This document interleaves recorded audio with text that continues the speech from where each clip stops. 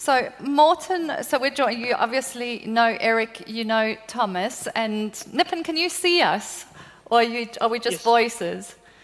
You can see us, okay, hi, great, hi. So we're joined by Morten. So Morten has been an OIM, he's now based onshore.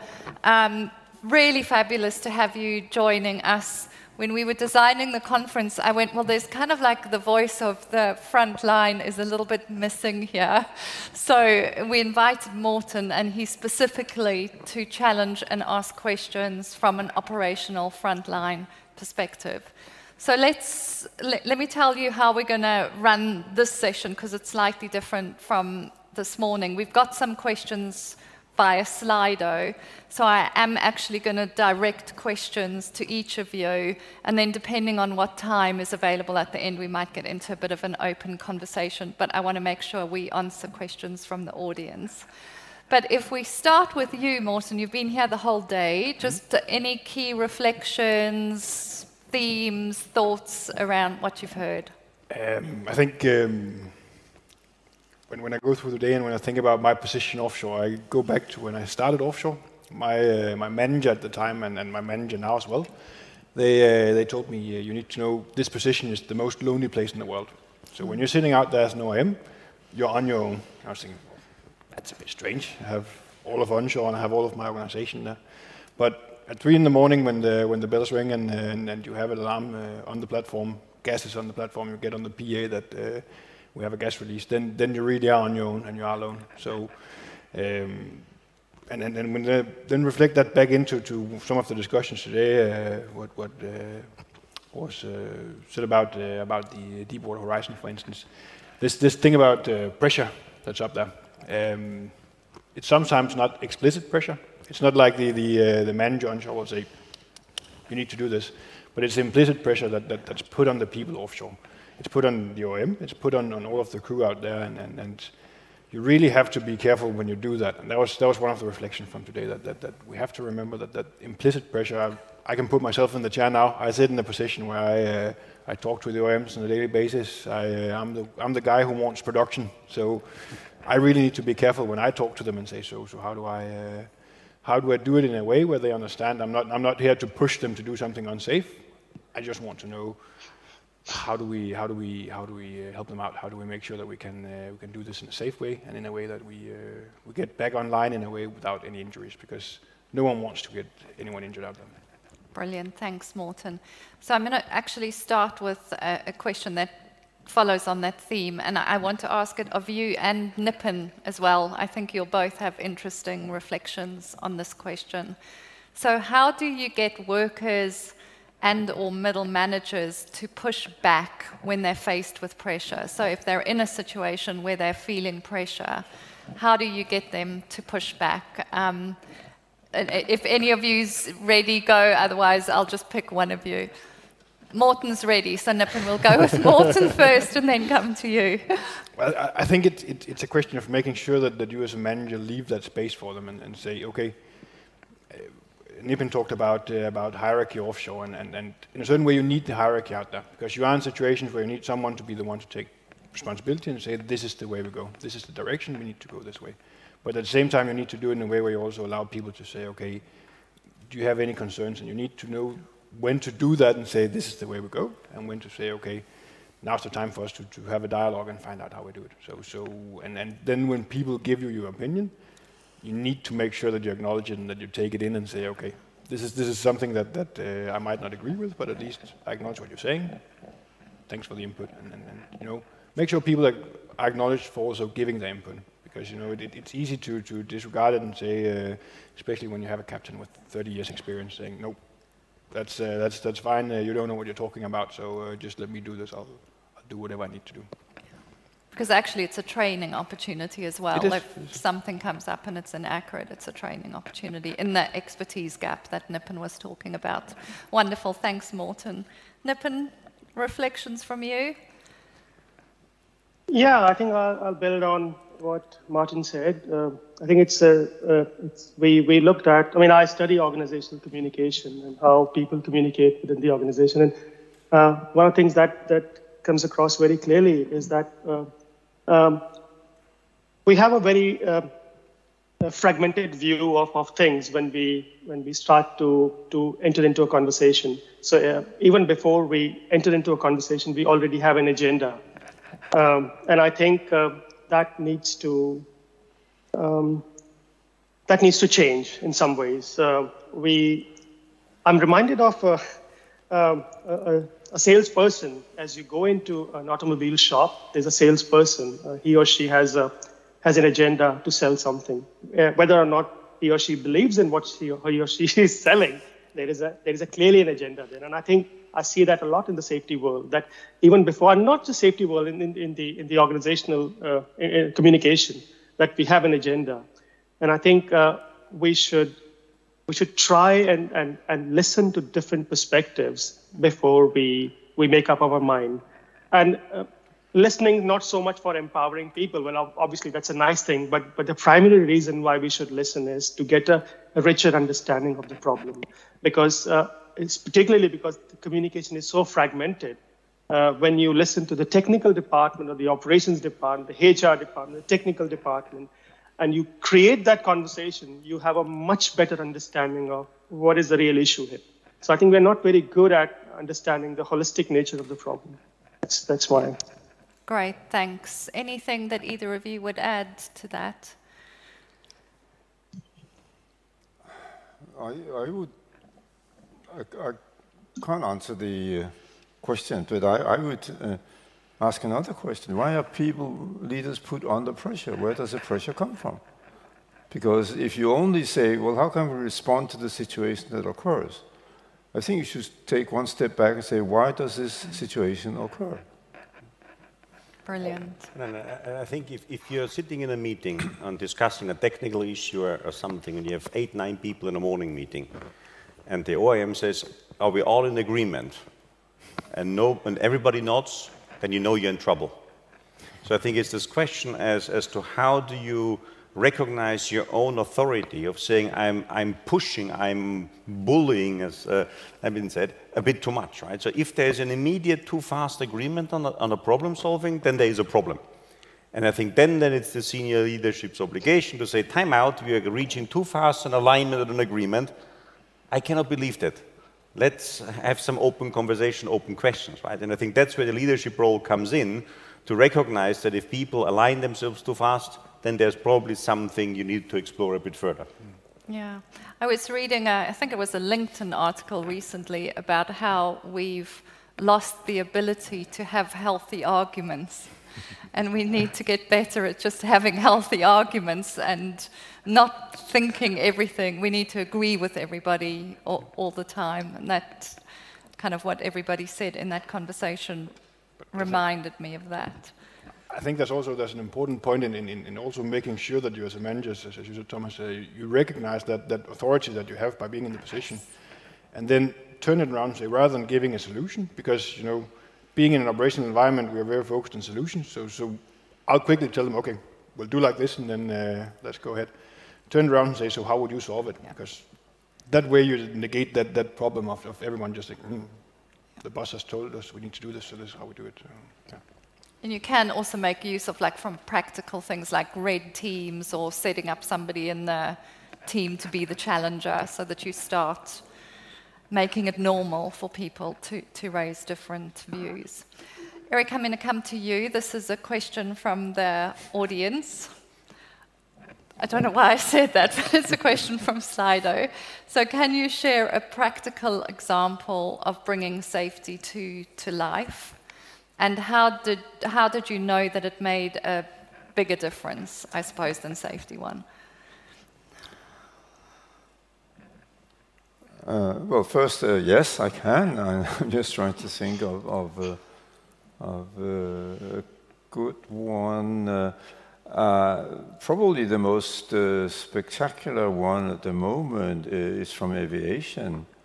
But American Airlines has for more than 2 years now had a program of trying to look at how their pilots fly and understand what they do well and use that as a basis for further training. And they have just I just received, day before yesterday, a second white paper they have written about it. It was 69 papers long, so I haven't read it yet.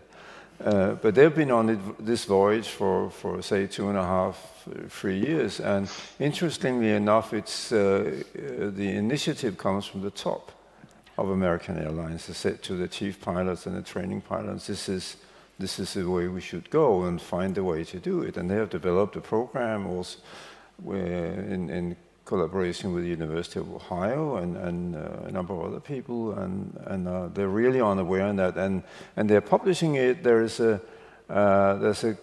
repository called, it's in aviation, of course, so it's probably totally irrelevant to you. It's called Skybrary, which is sort of concatenation of sky and library, so Skybrary. And there you can find the reports from American Airlines, and they're continuing to report on that. So they're quite proud to tell about that to the public and to other airlines, which is very interesting, because the moment American Airlines started to do that, then other airlines said, hey, wait a minute, are we missing something here? Should we go along with that? So now you see it, Cathay Pacific, Singapore Airlines, Lufthansa, one of the European budget airlines are doing it too, so it's really catching on. And is there some way of telling the story about what it produces? Well, to them it produces, they get away from just looking at incident reports or event reports and finding out what went wrong.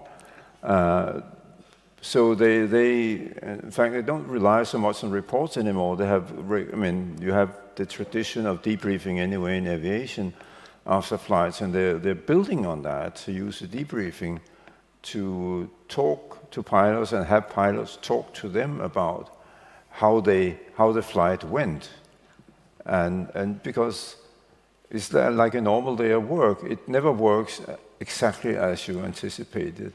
There are all these little things happening, and 9 times out of 10 or 99 times out of 100 we manage them well, and then we forget about them. But what I try is let's try and capture this before you forget it completely, because it's useful. Mark was sharing with me that he didn't have time to share it this morning, but in Formula One, they take all of the data when things have gone really well, and they do an in-depth analysis. And he says even in days when it's gone brilliantly, they find 2 or 3 things that could have been close to a disaster. So doing that kind of after review, at the end, and really having that be data-driven is what they're doing in Formula One. That just, was reminded of that with what you were saying, Eric. Anything else, anybody else would like to comment on in terms of safety too? Nipun, I know that's a world you navigate as well, but just in terms of examples and how you bring it to life, anything you'd add? Oh yes, absolutely. There are lots of examples from I have done a lot of application of safety too in my work, in my world. There's a self-lived example where there was a fatality on board. Obviously, this is not Eric's area. He likes to see where things go well. But when you situate that there was a fatality on the ship when somebody died as a result of a mooring accident. But when you start to put the framework of safety 2 onto the same accident, you see endless possibilities. And so you see so many more discussions that could evolve, not just purely looking at that outcome that went terribly wrong on that day. So I think that is what learning from what goes well does. It opens up possibilities for improvement in various areas. And then it is up to you to decide where you want to focus more. There is a paper I wrote. I'm very happy to share it. That makes a very strong case for how to apply safety 2 in an accident investigation. Wonderful. Thank you. Anything you'd like to add? I guess to me, it's a lot about personal humility as a leader.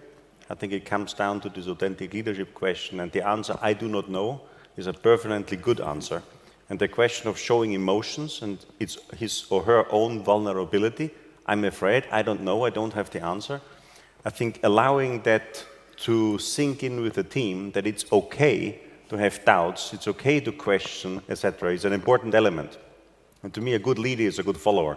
So if you don't, as a leader, have the ability to actually be led by the team around you, I think then there's a question as to are you in the right position. So to me, this authentic leadership and humility and being able to show vulnerability is an extremely important element to have that trust element build up, the people dare to speak up and actually move forward and exceed and excel and out progress the leader. And I think ultimately that's fantastic, right? If the team around you outgrows you and actually become your boss down the road, then you have really succeeded in developing the people and the enthusiasm.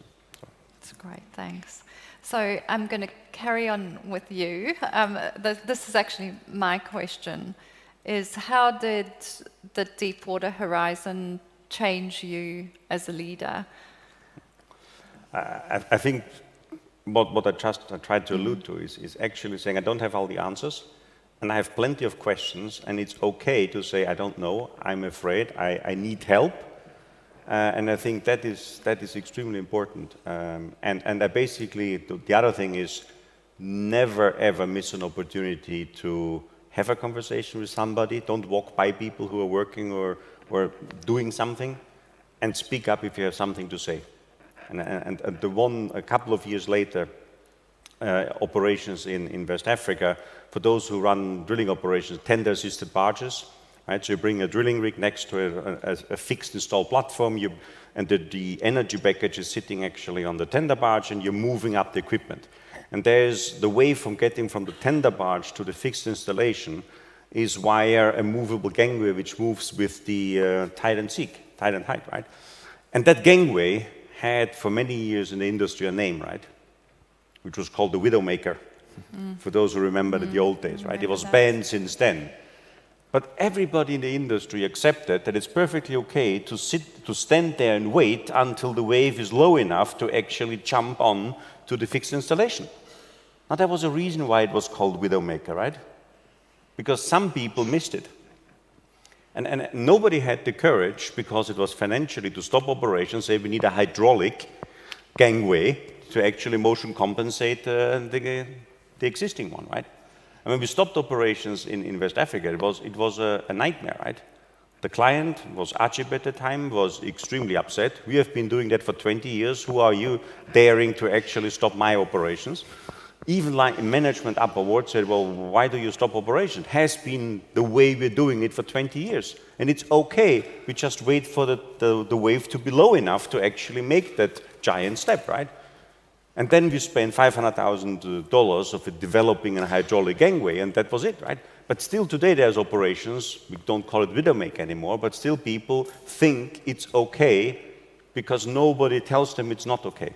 I think that part of saying it's okay to stop and really challenge even well-established best practices is essential. Great, thanks. And I'll open that up to everybody else, just in terms of reflecting on yourself as a leader. What have been the key learning moments? How have you changed in terms of, and particularly practically, what do you do that you didn't used to do? Just any thoughts or comments on that from anybody?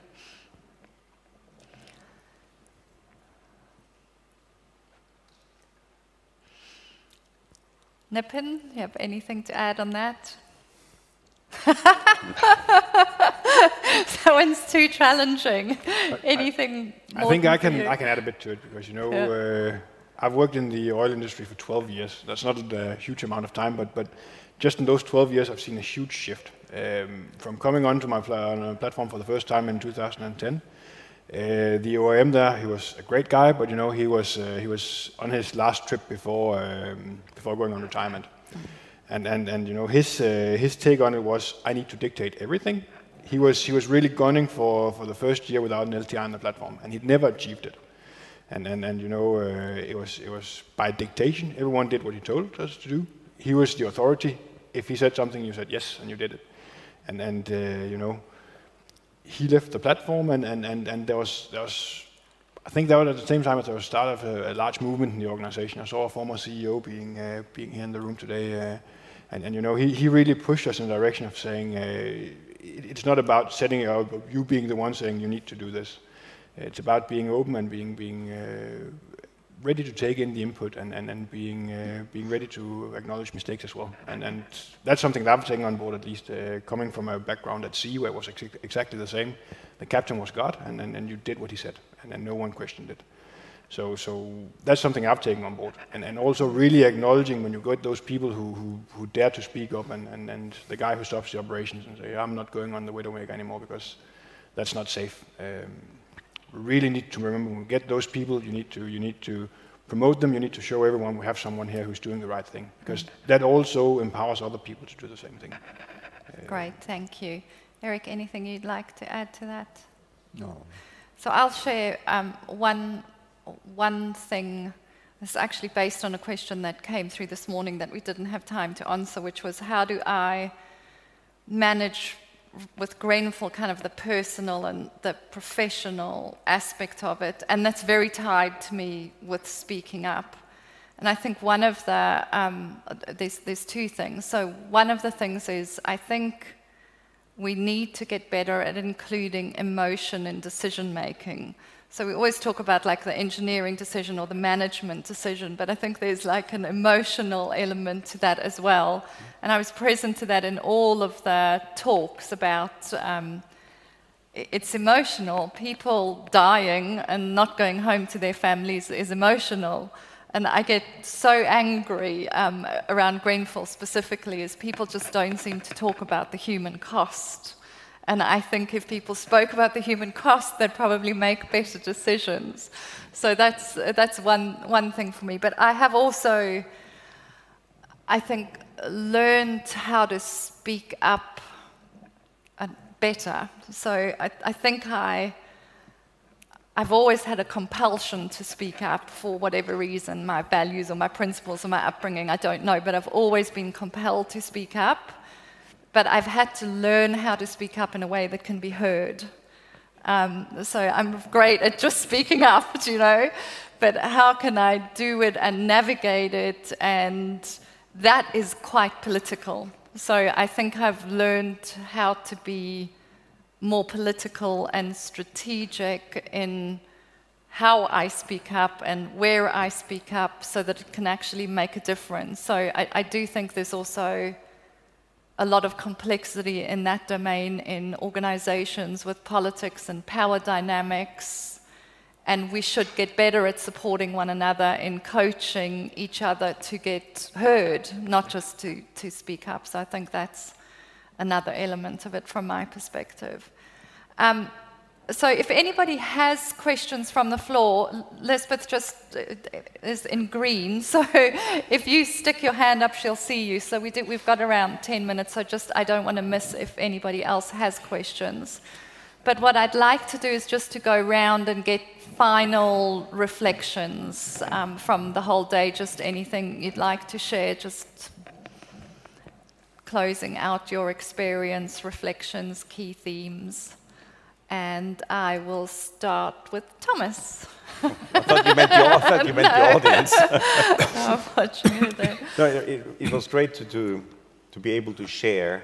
And if there's something some of you take away from the stories you have heard today, and if allows to shift the needle in your own thinking, in your own reflections, and connecting with the people you saw, I think then we have collectively a chance of moving forward. I strongly believe it is, yes, part is individual, but I think as an industry and beyond the industry, there's a collectiveness, and those kind of events create that opportunity, that forum to build networks, exchange, learn, and actually move the needle forward. So I think that for me is the great thing of being able to gather and listen and learn from each other. Wonderful. Eric? You put me in a tough spot. Mm-hmm. I don't know what to say really, except that I mean I have, together with good friends and colleagues, been on this journey, if you can call it that, for 15 years now, probably even more, and I know we have a long way to go, but what I can see, not so much from the presentations here, which is no surprise because they come from a completely different context. But what I can see from whatever else I hear around, and also from some of the comments I've gotten in the break, is that there is a willingness and a growing willingness now to consider another perspective in addition to the one that we traditionally have had. And I think the willingness comes about because everybody realizes that the world around us has become so complicated now and changes so fast that the assumptions that we have, and I think it's important to remember that the assumptions behind the traditional way of doing safety, which you now call safety 1 or whatever, but I mean, and the models, the analysis methods, and so on, are 50 to 100 years old. Which mean, and I always say, a method is always developed for the problems at the time. And all the methods we have used now were great methods at the time they were developed for the problems that existed at that time, but it's not the same problems now. And that's why we need to shift. Great, thank you. Morten? Yeah, well, I'm actually just reflecting what Erik just said, because I think it's really a profound element of what we want to do. We need to do if we want to further improve the safety in the oil and gas business or any business, because it's been very much with the technical hat on, and we've had lots of discussions in the last few years on how do we improve, and we're at the point where we can say it's no longer because technical failures, or it is in some cases, but generally we are in control of the technical parts, we're in control of sort of the mechanical parts, and it is really the human side of it. And if we want to get into that, then I think we need to get away from looking at the holes in the Swiss cheese and then looking at all the cheese in between. So this safety 2 thinking, I think that's something we need to take on board and start discussing. How do we actually look at the good things and then promote and improve the good things? Because we do have a tendency to look through all the holes and then where do we find the holes in the cheese? And we need to do that, of course, but we also need to take the other approach on it and say, how do we actually look at what people are doing right and promote that and ensure that that's spread out through the organization? Great, thanks. Nipun. We lost you. Sleeping. We have a technical glitch. Reflections from you, Nipun. You just froze for a second to remind us of the virtual world. Well, that's a reflection in itself then. Yeah, I mean, it's quite unusual for me, where I come from and where I live, to see an OIM sitting at the center of this conference. We don't see that much in the UK. I would love to see somebody like Morten representing people from the front line. I think that's very impressive. It's also one of my inspirations to actually get people involved in the accidents to come and speak about their perspective. We don't do that enough. Yes, we fly people first class with the most expensive tickets. We put them in the hotels, but we bring them to the offices to tell us what we want to hear and give excuses, give justifications, not a descriptive understanding of what happened in that moment. So that's something I aspire for. And it may sound a little bit contradictory, but after being in this area of work for many years now, I'm increasingly becoming skeptical of the idea that can we actually learn from accidents. I think there's very little learning in accidents. There's far too many competing interests there. So we have to look elsewhere. So that's really what I wanted to say. Great, thanks, Nipun. So from my perspective, I was kind of sitting there and I was thinking around, well, what are the key themes? And actually, if I look at the word cloud, learning, pressure, and speaking up, those would be key themes. I mean, I had voices which are speaking up. And then I think there's a theme for me around complexity. And Eric, I think you summed that up beautifully, is the world is different now. So the models that we are using were created and invented for a world, but the world is changing, and it's changing with increasing speed. So how we manage, lead, operate needs to change as well. So thank you to the panel. If you want to go down, I'm going to do a couple of other things, but thanks very much for that. Thank you.